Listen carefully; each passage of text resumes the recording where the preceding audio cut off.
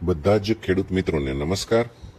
ઘણા લાંબા અરસા પછી આપણે મળી રહ્યા છીએ અને એ દરમિયાન ઘણા બધા ફેરફારો કપાસની બજારની અંદર થઈ ચૂક્યા છે। વિસ્તારથી વાત કરું છું।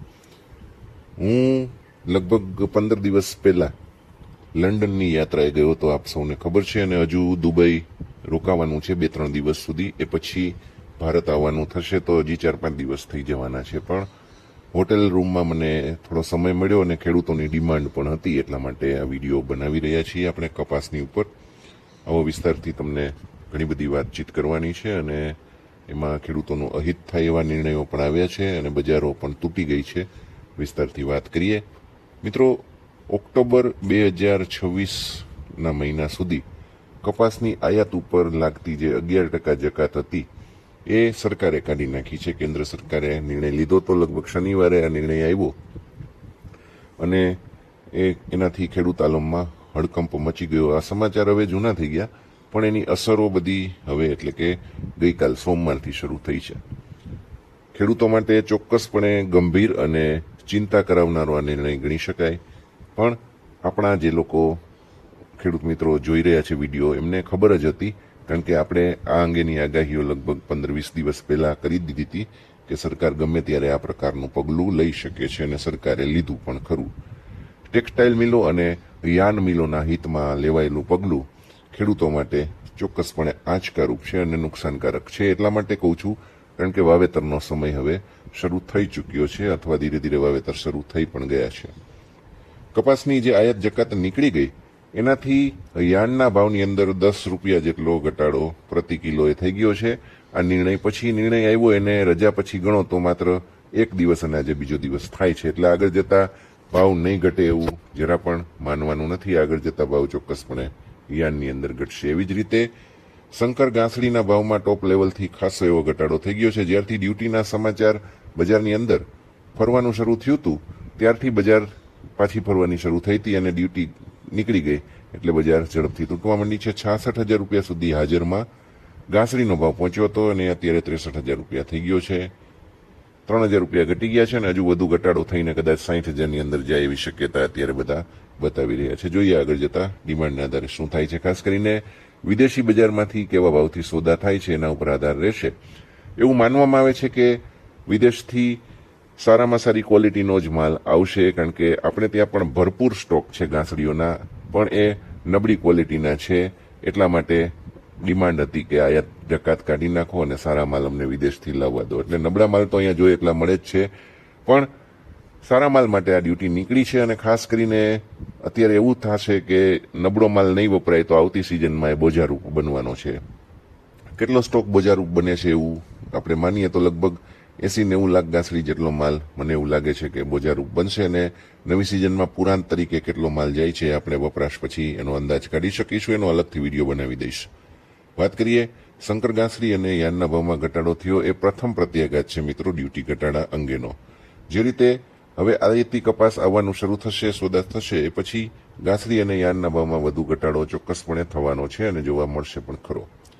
કપાસના ભાવમાં પણ ચોક્કસપણે ઘટાડાની અસર દેખાવાની હવે શરૂઆત થઈ ગઈ છે। સોમવારે લગભગ 10-20 રૂપિયા ઘટ્યા, આજે મંગળવારે પણ 10-20 રૂપિયા ઘટેલા છે। ટોટલ 25-30 રૂપિયાનો ઘટાડો 2 દિવસમાં થઈ ગયો છે।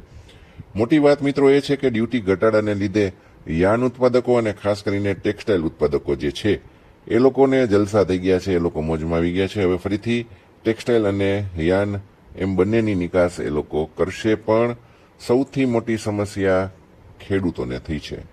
આગળ જતા હજુ પણ તકલીફ થવાની છે। કઈ રીતે એની વાત તમને હું ચોક્કસપણે કરી દઉં તો ખાસ કરીને વાવેતરનો સમય અત્યારે શરૂ થઈ ગયો છે। આગોતરા વાવેતર ક્યાંક ક્યાંક થવા પણ માંડ્યા છે અને હવે વરસાદ પડે એટલે સામાન્ય વાવેતર પણ શરૂ થવાનો સમય છે। ખાસ કરીને મને જે ગુજરાતમાંથી સમાચાર મળે છે 2 દિવસથી વાદળિયું વાતાવરણ છે અને ચોમાસાનો માહોલ બંધાઈ રહ્યો હોય એવું વાતાવરણ મળી રહ્યું છે, એટલે વાવેતર હવે ધીરે ધીરે શરૂ થઈ રહ્યા છે। ત્યારે ડ્યુટી કપાણી એની કેટલી અસર વાવેતર ઉપર પડે છે ખાસ જોવાનું રહેશે। એકંદરે ખેડૂતો ડ્યુટી નીકળી જવાને લીધે ભયંકર નિરાશ છે, વાવેતર કરવા તૈયાર નથી, વાવેતર ઘટાડી નાખવા માટે અત્યારે ઉત્સુક છે। આ બહુ ચોખ્ખી વાત છે। તમારું મંતવ્ય શું છે મિત્રો, અવશ્ય કહેજો। કપાસનો ટેકાનો ભાવ જો હું તમને વાત કરું તો સરકારે તાજેતરમાં જ 1733 પ્રતિ મણ નક્કી કરીને જાહેરાત કરી છે. એ બધા જાણે છે. ચોક્કસપણે ટેકાનો ભાવ વધ્યો છે, પણ એનાથી ખેડૂતોને ફાયદો એટલા માટે નથી દેખાતો કારણ કે એનાથી લાભ નથી મળતો, ખરેખર જે લાભ મળવો જોઈએ તેવો. ખેડૂતો શું કામ નિરાશ છે? તો એના ઘણા બધા કારણો છે. એ કારણે એવું છે કે જે વાવેતર શરૂ થવાનું છે એ પૂર્વે જ આયાત જકાત નીકળી છે, એટલે ભવિષ્યના ભાવ અંગે ચિંતા વધી ગઈ છે. ખેડૂતોમાં ફફડાટ છે કે આગળ જતા ભાવ મળશે કે કેમ. એટલા માટે ખેડૂતો હવે વાવેતર કરવું કે કેમ એની દ્વિધામાં મુકાઈ ગયા છે. ખાસ કરીને મોટાભાગના ખેડૂતો કપાસનો વિસ્તાર ઘટાડી નાખવો છે એવા જ મૂડમાં અત્યારે કામ કરી રહ્યા છે.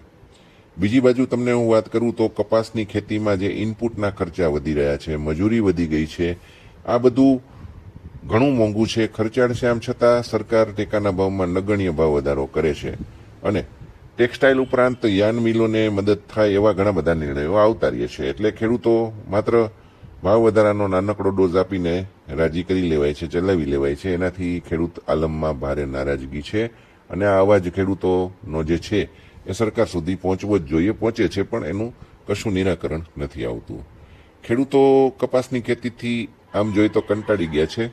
ટેકાના ભાવે સરકારી ખરીદીમાં સરકારી એજન્સીઓ દ્વારા જે રીતે ગોબાચારી થઈ રહી છે એનાથી પણ ખેડૂતો ભારે નિરાશ છે, નારાજગી પણ છે. ટેકાનો ભાવ ભલે ઊંચો કરવામાં આવે પણ સરકારી એજન્સીઓ અને જીનોવાળાની જે રીતની સાંઠગાંઠ હોય છે અને જે રીતે ખેડૂતોને પરેશાન થવું પડે છે, એ રીતે લાચાર જઈને કપાસ વેચવા જવું પડે છે કેન્દ્ર ઉપર, એનાથી પણ ભયંકર નારાજગી ખેડૂત વર્ગમાં છે. ગુજરાત અને મહારાષ્ટ્ર સૌથી મોટા કપાસ ઉત્પાદક વિસ્તારો છે. આમ છતાં સરકારી ખરીદીમાં ગુજરાતને ભારે અન્યાય થઈ રહ્યો છે. એની સામે પણ તેલંગાણા નાનું ઉત્પાદન કરે છે, છતાં ત્યાં વધારેમાં વધારે ખરીદી થાય છે અને ખરીદી ત્યાં આગળ પારદર્શક રીતે થતી હોવાની વાત થઈ રહી છે. ખેડૂતોને લાભ પણ મળે છે. તો ખરીદીમાં જે અસમાનતા છે, એ ભ્રષ્ટાચાર છે, દૂર થાય તો ખેડૂતોને થોડો ઘણો ફાયદો ટેકાના ભાવથી મળે, બાકી કોઈ લાભ મળવાનો નથી. એ બહુ નક્કી વાત છે. આગામી દિવસોમાં મિત્રો કપાસના ભાવ પણ ધીરે ધીરે ઘટવાની શક્યતા જરૂરથી છે. એ જોતા કોઈ ખેડૂત મિત્રો 1900-2000માં જો ન વેચી શક્યા હોય, આપણી સલાહ પછી પણ જો ન વેચી શક્યા હોય તો અત્યારે વેચે તો થોડો ફાયદો મળી શકે. બાકી માલ તમારો છે, નિર્ણય હંમેશા તમારો જ રહેશે. કપાસિયાના ભાવની વાત કરું તો સૌરાષ્ટ્રમાં 870થી 945 થઈ ગયા છે. ખોળનો ભાવ 2025થી 2190 ચાલે છે, જ્યારે કપાસ અલગ અલગ મંડીઓમાં 1400થી લઈને 1850 રૂપિયા સુધી વેચાઈ રહ્યો છે. મિત્રો, વિડીયો કેવો લાગ્યો જરૂર કોમેન્ટ કરજો. આપ સૌને જય શ્રી કૃષ્ણ.